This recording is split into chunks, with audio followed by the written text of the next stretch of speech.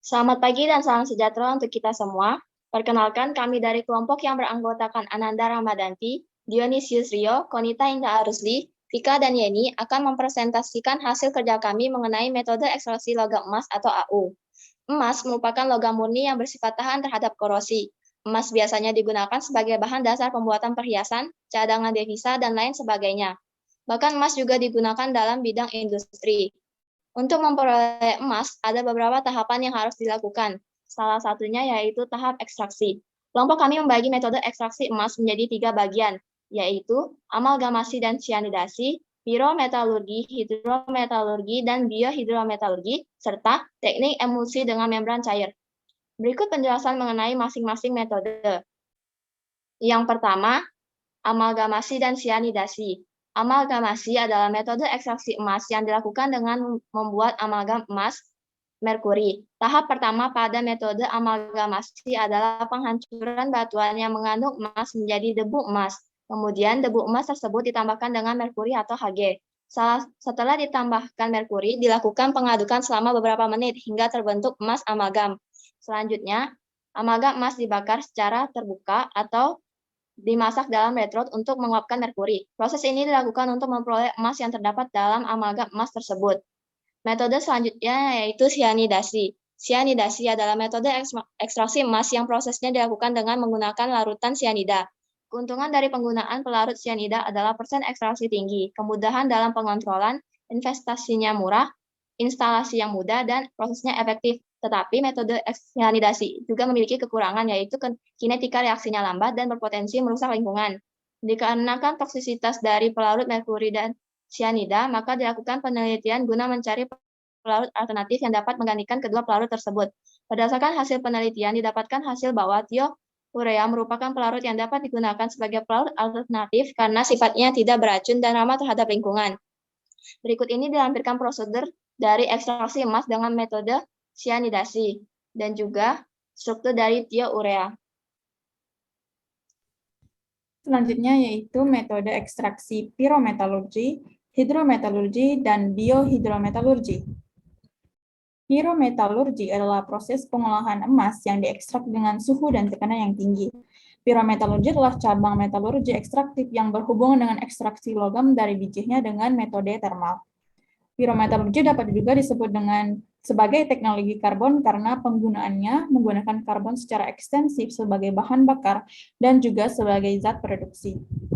Pirometalurgi adalah divisi yang paling penting dari metalurgi ekstraktif karena terlibat dalam pemurnian sebagian besar logam. Adapun tahapan proses ekstraksi logam dengan metode pirometalurgi adalah sebagai berikut. Yang pertama, pengeringan, yaitu eliminasi sebagian besar air bebas yang terdapat dalam biji. Yang kedua, kalsinasi reduksi, yaitu eliminasi air bebas yang tersisa dan eliminasi air kristal, pemanasan awal biji, dan reduksi sebagian besar unsur logam serta pengontrolan terhadap reduksi besi. Yang ketiga, tahap electric furnace smelting, yaitu reduksi logam yang tersisa dan juga pemisahan produk utama dari hasil sampingnya. Tahapan terakhir yaitu refining, yaitu eliminasi unsur minor yang tidak dikehendaki dari produk utama untuk dapat memenuhi kebutuhan pasar. Selanjutnya, ini merupakan alat yang digunakan dalam metode ekstraksi logam emas pirometalurgi. Baik, selanjutnya ada hidrometalurgi. Hidrometalurgi merupakan metode ekstraksi yang digunakan untuk mengolah biji menjadi logam dengan media cair. Proses ekstraksi biji emas dengan hidrometalurgi dikenal dengan sebutan proses pelindian. Pelindian itu adalah proses pelarutan logam atau senyawa dari suatu mineral dengan pelarut tertentu. Proses pelindian biji emas terbagi menjadi 3. Yang pertama, ada pelindian agitasi pada tekanan atmosfer. Metode ini adalah metode yang paling sering digunakan di industri pengolahan biji emas, di mana pemilihan metode ini didasarkan pada karakteristik biji yang memiliki kadar emas yang cukup tinggi. Proses ini juga dipengaruhi oleh jenis asam yang digunakan sebagai reagen pelindian, konsentrasi asam, temperatur, dan waktu pelindian. Yang kedua, ada pelindian pada tekanan tinggi.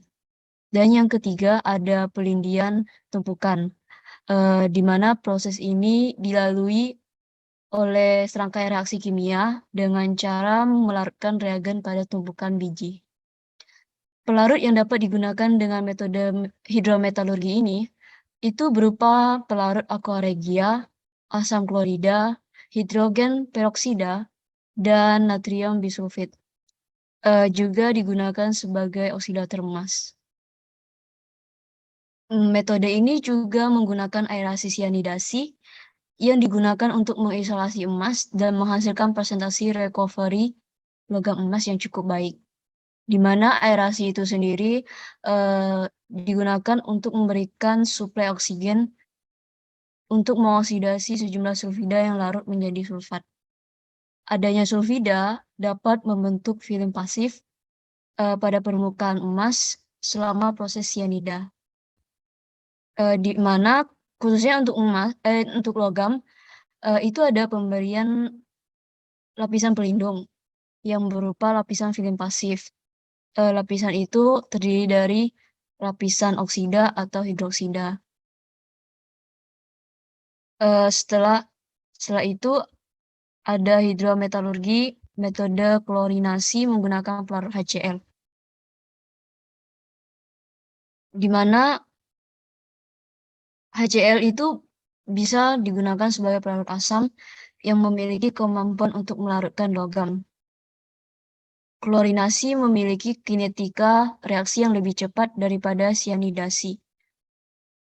Dikarenakan klorida memiliki keelektronegatifan tinggi, sehingga dapat mempermudah ikatan ion logam bermuatan positif. Selanjutnya ada prosedur pada metode ekstraksi emas secara hidrometalurgi. Ada 4, yaitu yang pertama homogenisasi batuan mineral. Homogenisasi adalah proses penghalusan batuan yang dilakukan dengan memecahkan batuan mineral menggunakan ball mill. Yang kedua ada pengujian kadar emas batuan mineral. Proses ini, sampel batuan dalam bentuk lumpur diambil, kemudian dikeringkan untuk menghilangkan kandungan airnya. Kandungan mineral yang terdapat di dalam endapan dikeringkan lalu dianalisis menggunakan instrumen XRF. Yang ketiga ada proses sianidasi. Batuan yang telah dihaluskan akan dilarutkan dengan natrium sianida dan pemberian aerasi selama kurang lebih 3 jam dan waktu kontak leaching selama 24 jam. Di mana perbandingan berat batuan yang telah dihaluskan adalah 1:1. Diaduk sambil mengatur kondisi pH antara 10-11 menggunakan kapur tohor dan ditambah natrium hidroksida. Lalu disaring.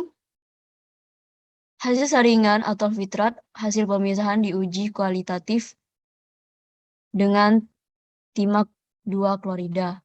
Endapan yang terbentuk dari hasil penambahan di oven pada suhu 110 derajat Celcius kurang lebih selama 2 jam. Yang keempat, ada pengujian kadar logam emas yang terekstrak menggunakan instrumen XRF.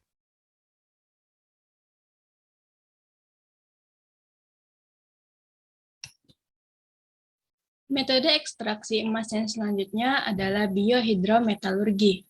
Biohidrometalurgi merupakan metode ekstraksi emas dengan memanfaatkan bantuan mikroorganisme dalam pengolahan biji emas sulfida. Salah satu contoh mikroorganisme yang dapat digunakan adalah Thiobacillus sp. Bakteri ini digunakan karena mampu mempercepat proses oksidasi sulfida dari biji stibnit atau mineral sulfida. Biohidrometalurgi dapat dilakukan melalui 3 tahap. Tahap yang pertama adalah bioleasing, tahap yang kedua sianidasi pada sisa bioleasing, dan tahap yang ketiga adalah pemurnian dan pengendapan emas. Pada tahap bioleasing, biji stibnit akan diinkubasi bersama dengan bakteri agar proses ekstraksi emas dari biji stibnit dapat berlangsung. Kemudian ekstrak akan masuk ke dalam tahap sianidasi. Pada tahap ini, ekstrak yang diperoleh akan dibiooksidasi selama 7-14 hari. Ekstrak kemudian akan disaring dan residunya dikeringkan. Residu yang diperoleh akan disianidasi untuk mengekstrak emas lebih lanjut. Setelah mengalami tahapan biolising dan sianidasi, emas akan dimurnikan dan diendapkan. Emas akan dimurnikan dengan cara adsorpsi menggunakan karbon aktif yang dilakukan pada suatu reaktor kaca. Ekstraksi emas yang diperoleh selanjutnya akan didesorpsi atau dilepaskan dari permukaan karbon aktif yang dilakukan pada suhu 80 derajat. Ekstrak emas yang diperoleh kemudian akan diendapkan dengan cara elektrolisis. Terakhir, masuk pada teknik emulsi dengan membran cair. Metode ini menggunakan senyawa pembawa berupa senyawa kompleks yang bersifat reversibel dalam membran cair. Reaksi terjadi secara simultan pada permukaan membran antara senyawa yang akan dipisahkan, yaitu senyawa yang berada di fase sumber dengan senyawa pembawa pada fase organik. Reaksi pembentukan kompleks yang terjadi harus seimbang dengan laju disosiasi agar zat terlarut dapat diperoleh kembali. Pada membran cair, fase membran berfungsi sebagai membran yang memisahkan antara fase sumber dan fase penerima. Zat terlarut berupa emas akan bereaksi dengan senyawa pembawa dan bergerak melalui membran cair menuju fase penerima. Logam emas hasil reaksi akan terdifusi ke fase membran yang pada akhirnya hasil ekstraksi terkumpul dan terkonsentrasi di fase penerima. Kemudian salah satu contoh senyawa pembawa yang dapat digunakan pada proses ekstraksi emas diantaranya adalah metil isobutil keton atau biasa disebut dengan MIBK. Metil isobutil keton yang terlarut dalam fase membran bereaksi dengan ion AuCl4- dan proton berupa H+ menghasilkan kompleks AuCl4- MIBK di permukaan antara fase membran dengan fase eksternal.